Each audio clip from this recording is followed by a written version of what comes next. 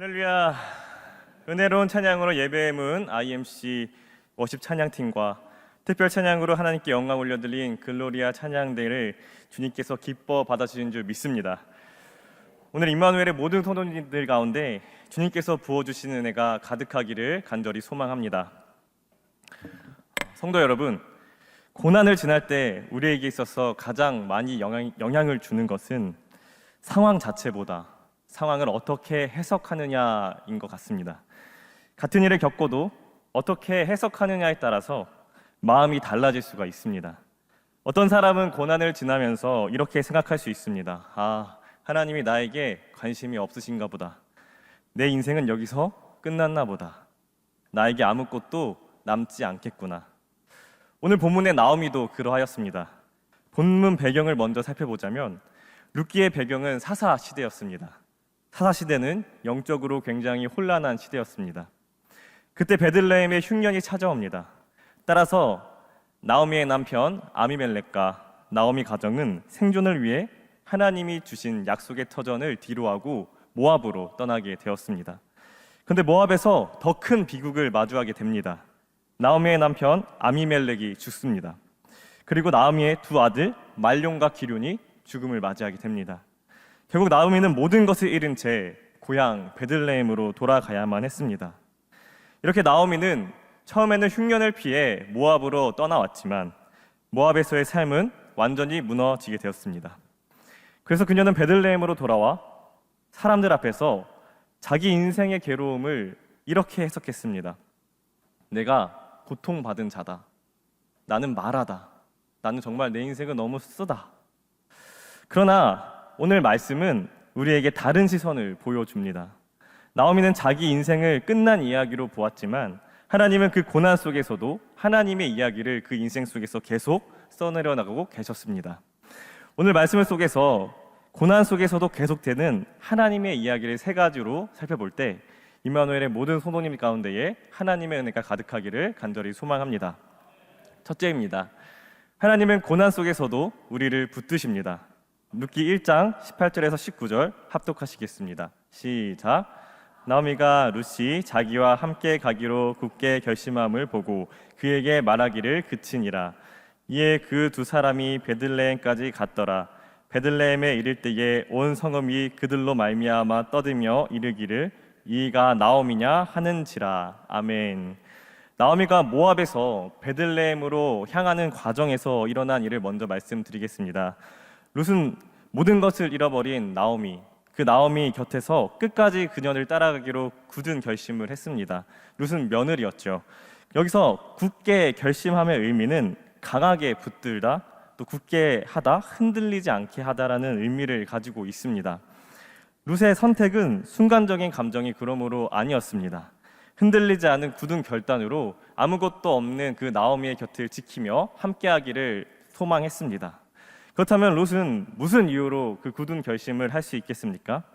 이 결심은 단순히 동정심을 넘어 나오미에 대한 동정심을 넘어 룻 안에 있는 굉장히 큰 갈망에 있었습니다. 앞서 룻기 1장 16절 룻의 고백을 함께 읽어보겠습니다. 16절 말씀 합독하시겠습니다. 시작. 룻이 이르되 내게 어머니를 떠나며 어머니를 따르지 말고 돌아가라 강건하지 마옵소서. 어머니께서 가시는 곳에 나도 가고 어머니께서 머무시는 곳에서 나도 머물겠나이다. 어머니의 백성이 나의 백성이 되고 어머니의 하나님이 나의 하나님이 되시리니. 아멘. 어머니의 백성이 나의 백성이 되고 어머니의 하나님이 나의 하나님이 되리니. 룻은 모압 여인이었지만 롯은 나오미를 따라가며 그와 함께 살아가며 하나님을 알게 되었습니다. 그래서 하나님을 따라가게 되었습니다. 따라서 오히려 하나님은 모압 여인 룻의 믿음을 그 굳은 결단을 통해 현재 절망의 심정을 가지고 있는 나오미를 붙들고 계셨습니다. 나오미는 모든 것을 잃어버린 상황이었지만 하나님은 룻이라는 한 사람을 그녀 곁에 두셨습니다. 이어서 룻기 1장 19절 합독하시겠습니다. 시작. 이에 그 두 사람이 베들레헴까지 갔더라. 베들레헴에 이를 때에 온 성읍이 그들로 말미암아 떠들며 이르기를 이가 나오미냐 하는지라. 아멘. 그 두 사람이 베들레헴까지 갔더라. 나오미는 정말 모든 것을 잃어버린 상황이었지만 그녀 마음속에도 자신의 인생을 그렇게 해석했지만 베들레헴에 혼자 돌아가지 않았습니다. 옆에 믿음의 고백을 하고 있었던 룻이 함께 있었습니다. 현재 나오미의 감정은 나는 하나님께 버려졌다였을 수 있습니다. 그러나 본문은 이렇게 이야기합니다. 그 두 사람이 베들레헴까지 갔다. 이렇게 하나님은 고난 속에서도 그녀의 길을 완전히 외롭게 두지 않으셨습니다. 룻이라는 한 사람을 통해 나오미를 붙들어 주셨고, 나오미와 룻이 베들레헴에 도착했을 때 사람들이 나오미를 향해 웅성웅성 여러 가지 소리를 내었을 때, 떠들며 이런저런 이야기를 했을 때, 또 마음이 상처되는 이야기도 했을 때, 그 나오미의 마음을 잡아주던 사람, 그 나오미가 그럼에도 이 공동체에 적응할 수 있었던 이유, 그것이 바로 하나님께서 붙여주신 한 사람, 룻이 있었기 때문입니다. 곁에 자신을 지지해준 한 사람, 그 사람이 곁을 지켜주었기에 나오미는 그 혼란스러운 소리를 버티고 다시 언약의 공동체 안으로 돌아올 수 있게 되었습니다. 여러분, 고난은 사람을 고립시킵니다. 상실은 사람을 숨게 만듭니다. 실패는 사람을 어떠한 관계 밖으로 밀쳐냅니다. 그러나 하나님은 나오미를 홀로 버려두지 않으셨습니다. 롯을 붙여주셨고 베들레헴에 돌아오게 하셨고 다시 공동체 앞에 세우셨습니다.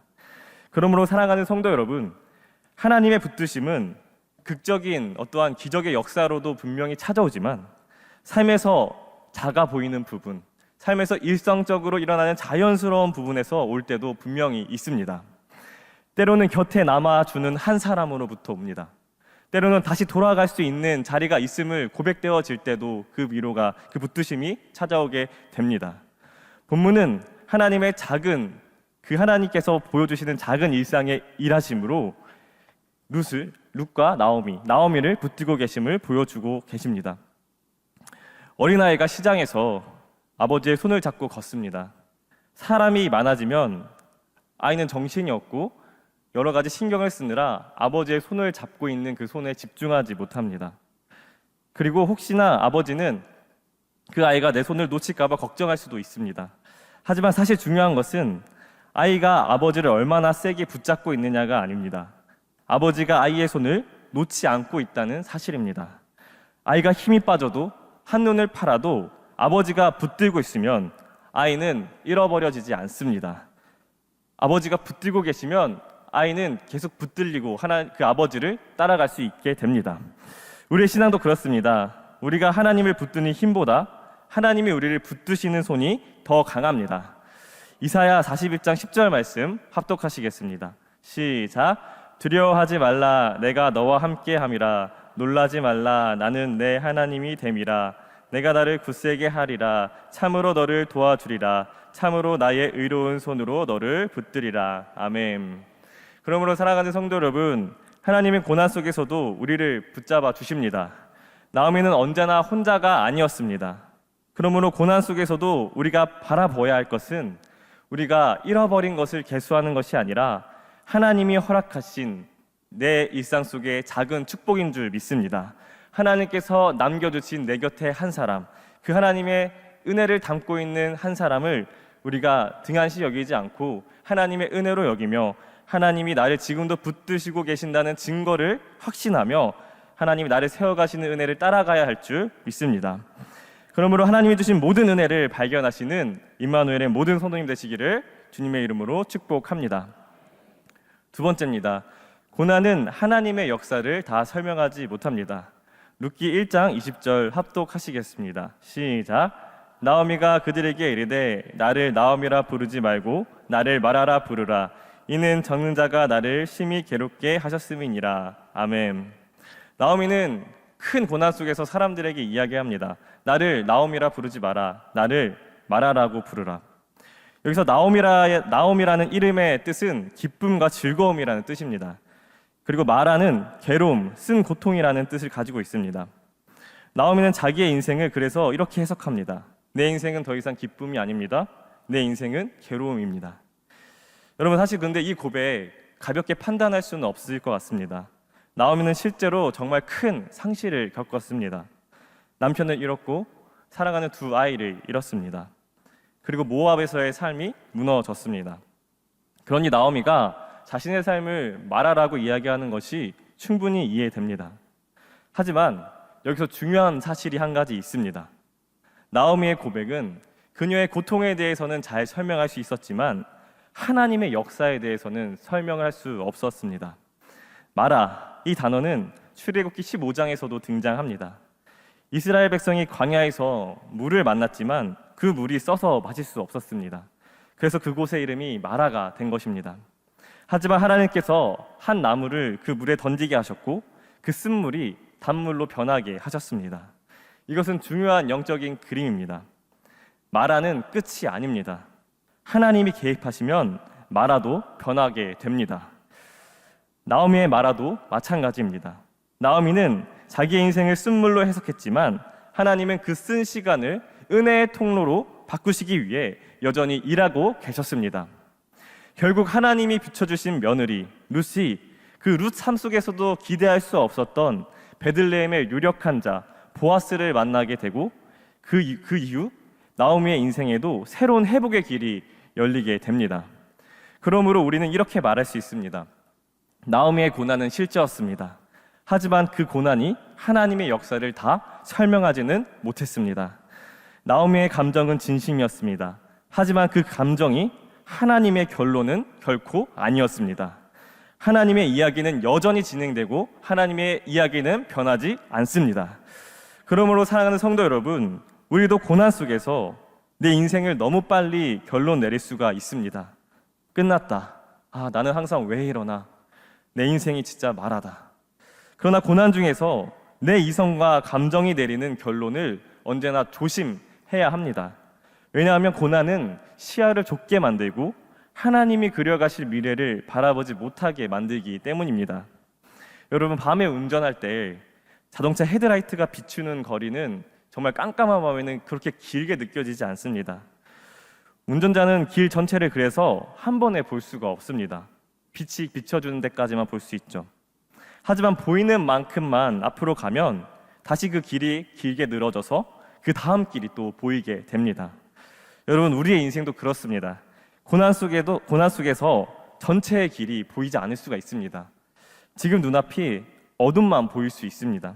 하지만 하나님은 전체의 길을 알고 계십니다. 우리는 한 장면만 보지만 하나님은 우리의 인생의 전체 이야기를 보고 계십니다. 그러므로 그 하나님을 우리가 더욱더 신뢰하며 하나님의 인도하심을 따라가야 할 줄 믿습니다. 이사야 55장 8절에서 9절 말씀입니다. 합독하시겠습니다. 시작. 이는 내 생각이 너희의 생각과 다르며 내 길은 너희의 길과 다름이니라. 여호와의 말씀이니라. 이는 하늘이 땅보다 높음 같이 내 길은 너희의 길보다 높으며 내 생각은 너희의 생각보다 높음이니라. 아멘. 아멘. 그러므로 사랑하는 성도 여러분, 고난은 하나님의 역사를 다 설명하지 못한다는 것을 우리가 늘 기억하길 바랍니다. 나오미는 자기의 인생을 마라라고 해석했습니다. 하지만 룻을 통해 하나님은 그 마라를 회복의 이야기로 바꾸고 계심을 우리는 말씀을 통해 볼 수 있습니다. 그러므로 지금의 고난으로 인생의 전체를 결론을 내지 마시고 하나님의 크심을 믿으며 내 인생을 향한 하나님의 생각에 온전히 집중하시는 임마누엘의 모든 성도님 되시기를 간절히 소망합니다. 세 번째입니다. 하나님은 고난 속에서도 구원의 길을 열어 가십니다. 룻기 1장 21절 말씀 합독하시겠습니다. 시작. 내가 풍족하게 나갔더니 여호와께서 내게 비어 돌아오게 하셨느니라. 여호와께서 나를 징벌하셨고 전능자가 나를 괴롭게 하셨거늘 너희가 어찌 나를 나옴이라 부르느냐 하니라. 아멘. 여러분, 오늘 나오미의 고백을 봤을 때 그 고백 속에 불평하는 것 같고 자신의 어려움만을 토로한 것 같지만 중요한 건 하나님이 제외되지 않았습니다. 우연한 불운으로만 해석하는 것이 아니라 그 모든 어려움을 하나님 앞에서 나오미는 지금 해석하고 있습니다. 여호와께서 내게 비어 돌아오게 하셨다.